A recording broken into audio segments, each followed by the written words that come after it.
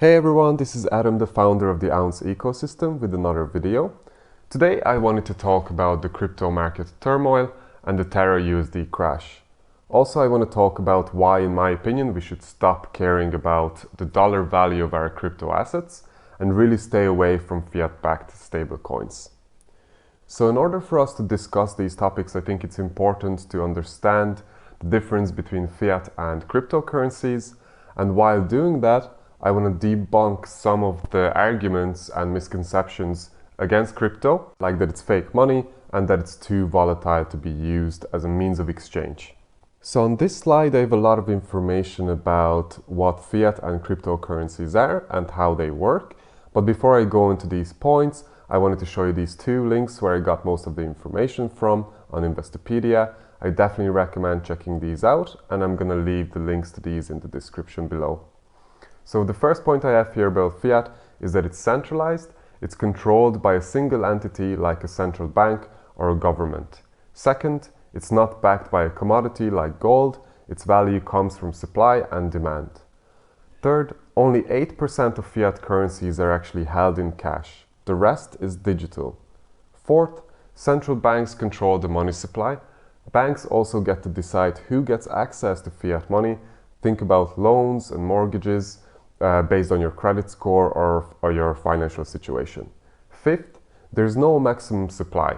So a central bank can print as many dollars as they want, and this is actually what poses the biggest danger of fiat money, as a government can print too much of it, resulting in hyperinflation. So this is the buzzword we've been hearing over the last couple of months.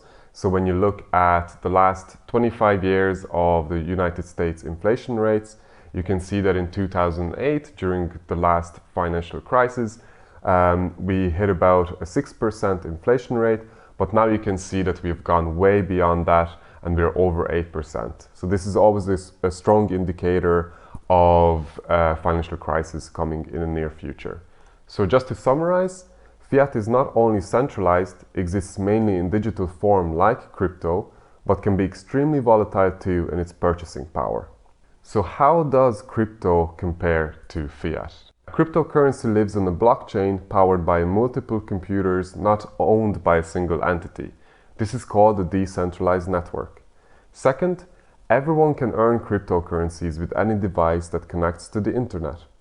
Third, cryptocurrencies have a maximum supply of tokens, which means hyperinflation cannot occur. Fourth, its volatility is due to its value currently being measured in fiat currencies rather than its purchasing power. So what do I mean by this last point? If you look at the total cryptocurrency market cap, you can clearly see that we still measure this by dollars.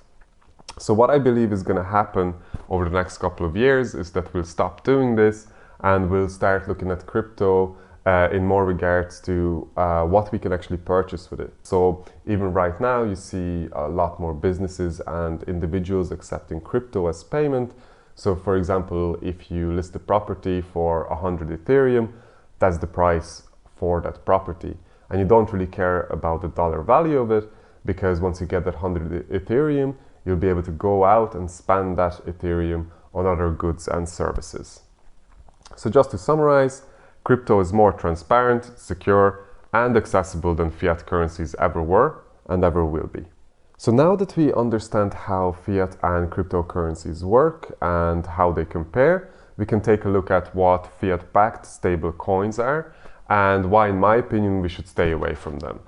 So a stable coin that has gained a lot of attention in the last couple of weeks is TerraUSD due to its crash.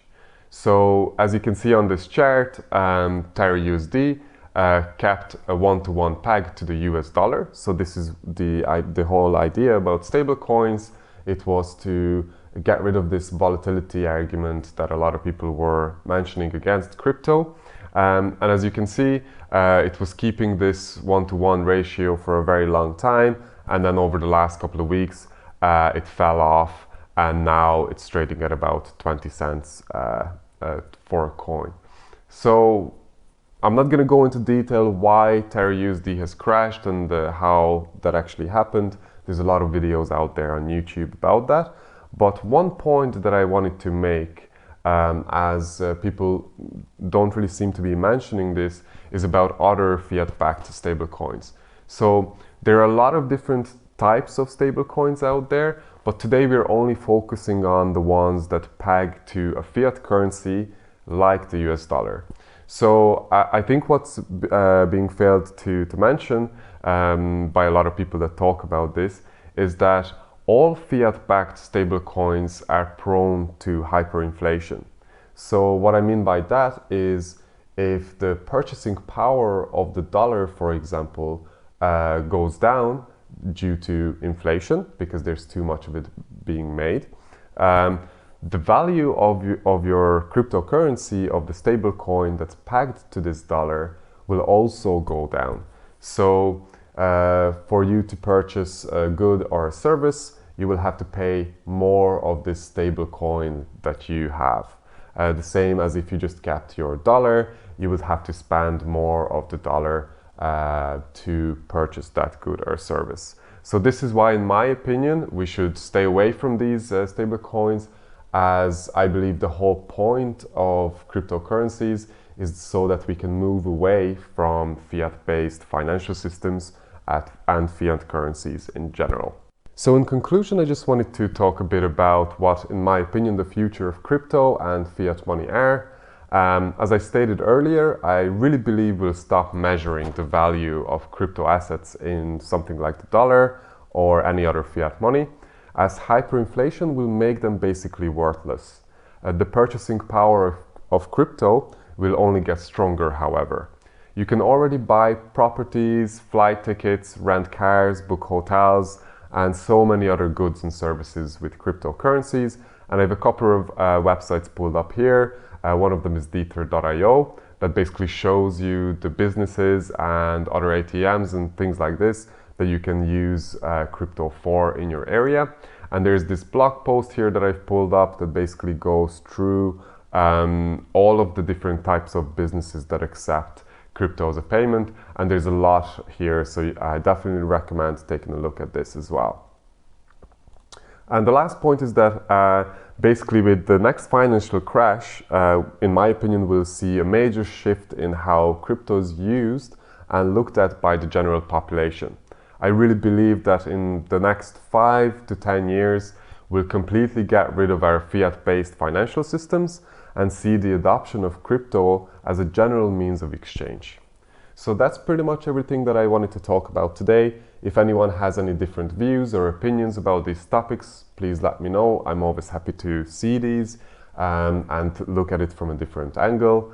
And until the next video, thanks everyone and goodbye.